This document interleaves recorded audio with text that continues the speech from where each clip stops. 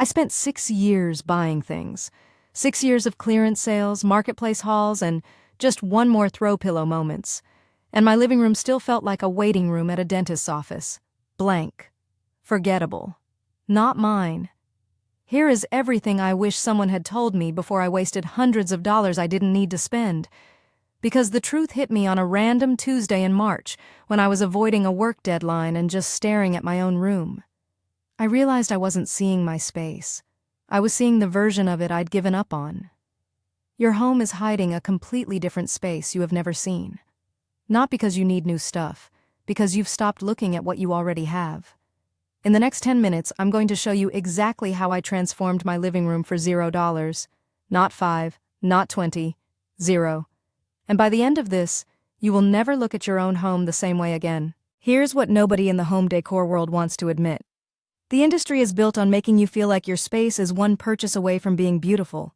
One rug, one lamp, one accent chair, and you keep buying. And the room keeps feeling off, and you can't figure out why. According to a 2023 survey by Who's, the average American spends over $9,000 on home renovations and decor every single year. $9,000. And yet 61% of those same homeowners said they still weren't satisfied with how their space felt. That number stopped me cold when I read it. Because it means the problem isn't the stuff. The problem is the approach. And once I figured out the 5 things I was doing completely wrong, my room transformed in a single weekend without spending a cent. These are not vague tips. These are specific moves. Let's get into it. Step 1. Move your furniture. I know, you've heard this, but I promise you have not done it the way I'm about to describe. Most people rearrange their couch twice, decide it looked better before, and give up. That's not a furniture shuffle. That's a furniture negotiation. Here's what I actually did. I took every single piece of furniture out of my living room and into the hallway. Every chair, every side table, every lamp. I stood in an empty room for 10 full minutes and I just looked. No furniture, no rugs, just the bones of the space, the natural light, the traffic flow, where my eyes wanted to go. And I realized my couch had been blocking the one window that got afternoon sun. For 6 years I had been sitting in shadow because I'd placed the sofa where the previous tenant left it. One move changed the entire energy of the room. No purchase required. The rule I now follow is this. Your largest piece of furniture should face your strongest natural light source, not your television.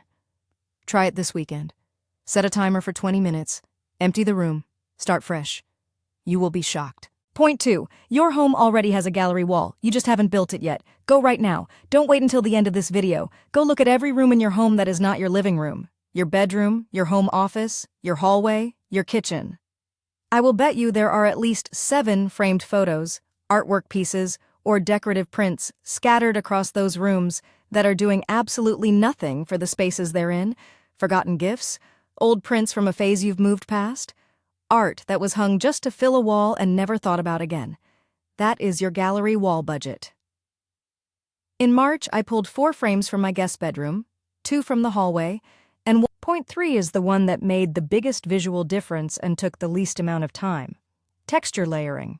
And before you scroll away because that sounds like design school jargon, stay with me for 30 seconds. Here is the simple version. Every room needs at least 3 different surface textures to feel intentional and alive. Smooth, soft, rough. That's it. My old living room had a leather couch, a glass coffee table. Point 4. Stack your books. This one sounds so simple that most people skip it. Do not skip it. Books are one of the most powerful and completely freestyling tools in any home, but most of us are using them wrong. Books shoved spine out on a shelf are storage. Books styled intentionally on a surface are decor. Here is what I did. I pulled every coffee table book, hardcover, and oversized paperback I owned. I sorted them not by author or genre but by spine color, warm tones in one pile, neutrals in another. I stacked 5 books horizontally on my coffee table with a small succulent I moved from my bathroom windowsill on top. I stacked 3 more on my side table next to a candle I already owned. I leaned 2 tall books vertically against the wall in the corner next to my lamp as a kind of organic riser. The result looked like something out of an Architectural Digest spread. It genuinely did. People thought I'd done a full room refresh. Books. That's it. Books you already own, arranged with intention instead of just filed away. Your home is not lacking things, it is lacking intention. Point 5. And this is the one that will change how you see every room for the rest of your life. Do a light audit. Most living rooms in the United States are lit by one overhead fixture. One. And that single overhead light is the reason your room looks flat in photos, feels uncomfortable in the evenings, and never quite matches the Pinterest images you save. Designers call it dead light. One source, no depth, no warmth. The fix is free and it takes 12 minutes. Walk through your entire home and collect every lamp, string light, LED strip, candle, and battery-powered light source you own. Bring them all to your living room. Now distribute them around the room at different heights. High, mid, and low. I found 2 lamps in bedrooms I barely used, a set of string lights I'd taken down after the holidays, and 4 pillar candles I'd been saving for a special occasion that never came. I layered all of them into my living room at different points around the room.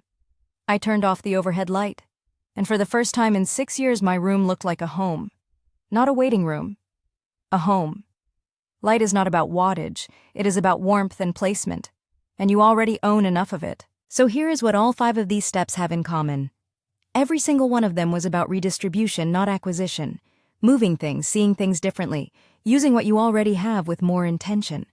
And once you do this, once you really do this, you will realize your home has been a completely different space this entire time, hiding in plain sight. Now here is the honest truth. Some of you are going to do this process and discover that some of the organizing tools you need to make it work are things you genuinely don't own. Trays to corral items on shelves. Baskets to hide cables and clutter before you style a surface.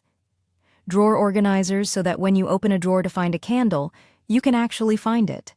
For those of you, and only those of you, I've linked some of my favorite Amazon home storage pieces in the description below. These are things I actually use and they make the redistribution process faster and cleaner. But I want to be clear, you do not need them to start. Start with what you have today. The links are there when you're ready to level up, not before. Here is your action step. Not a vague one, a real one with a time attached to it. This weekend, Saturday morning, set a timer for 2 hours. That is all you need. In the first 30 minutes, do the furniture shuffle. Pull everything out and start fresh based on your natural light source. In the next 30 minutes, do a full home walkthrough and collect displaced art, books, lamps, candles, baskets, and textiles. Bring them all to your living room. In the final hour, style. Use the texture rule. Build the book stacks. Layer the light. Lean art against walls before you commit to nailing anything. Live with the arrangement for 48 hours before making it permanent. Take a before photo right now before you do any of this, and take an after photo when you're done. The difference will genuinely surprise you. Send it to me. I mean it. I read every message. I want to see what your home was hiding. Because I promise you, based on my own 6 years of doing this wrong, what is waiting on the other side of 2 hours of intentional effort is a space that finally feels like it belongs to you. If this video gave you even one idea that changes how you see your home, hit the like button right now. It genuinely helps this channel more than you know, and it tells me to make more of this kind of content. Subscribe if you want a new home and harmony video every single week. I cover real transformations, real budgets, and real spaces, not staged rooms with unlimited budgets. Drop a comment below and tell me which of these 5 steps you're starting with. I read every single one.